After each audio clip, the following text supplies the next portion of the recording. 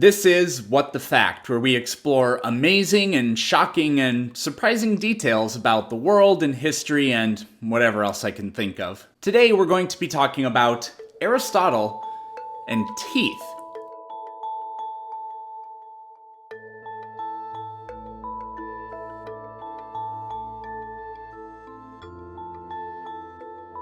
Aristotle is unquestionably history's most influential philosopher and logical thinker. The only problem is that Aristotle was wrong about the vast majority of things he talked about. Now, if I were somebody living 2,500 years ago, and it was my job to come up with answers for everything from the weather to how physics works to what the universe is made of to how Earth moves through space, well, actually, Aristotle didn't think Earth moved at all, I would get pretty much everything wrong too. But the problem is, instead of saying, well, we don't know, philosophers like Aristotle and many others came up with answers that they asserted are true. Not, it's likely that this is the case. This is definitely what we know the case is. The sun orbits the Earth, for example.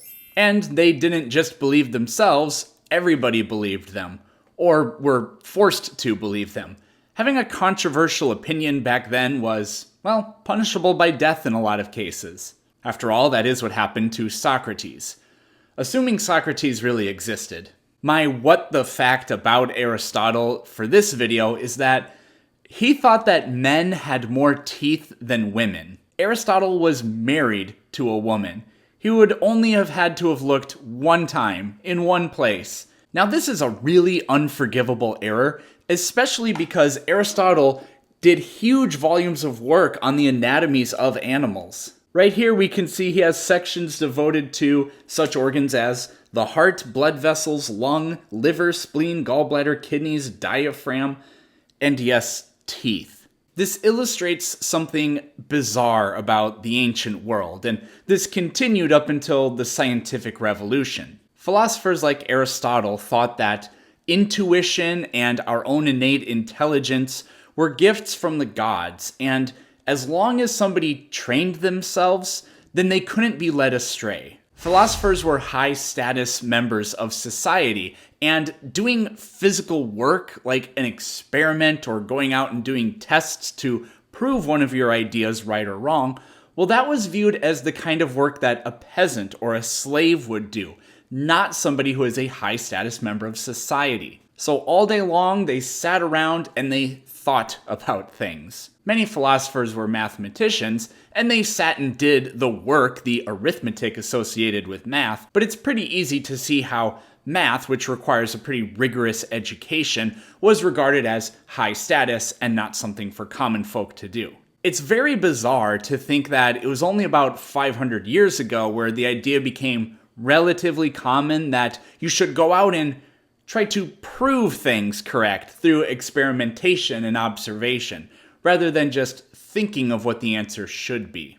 The origins of science and the scientific method are, well, they're very blurry. Archimedes, of course, is remembered for the experiment he thought of while in the bathtub to test whether or not the king of Syracuse's crown was pure gold. But Archimedes was not a scientist, and 2,500 years ago certainly wasn't the beginning of the scientific revolution. In the 11th century, Ibn al-Haytham, an Islamic polymath, devised his own experiments on optics and made a lot of groundbreaking discoveries.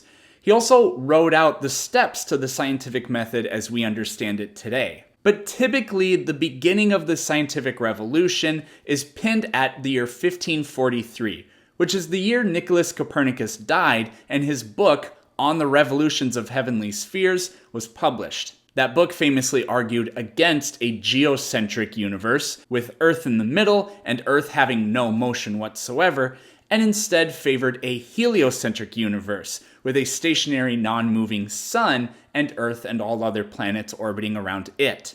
I'll be going over that topic and many more in an upcoming History of Science video here on my YouTube channel. If you enjoyed watching this video, be sure to like and subscribe to my channel and hit the bell so you can be notified when new content is coming out. You can also find me by searching Planet Peterson on Facebook, Instagram, TikTok, and Twitter. You can also support me on Patreon by searching Planet Peterson as well. Your support greatly helps me be able to create these videos.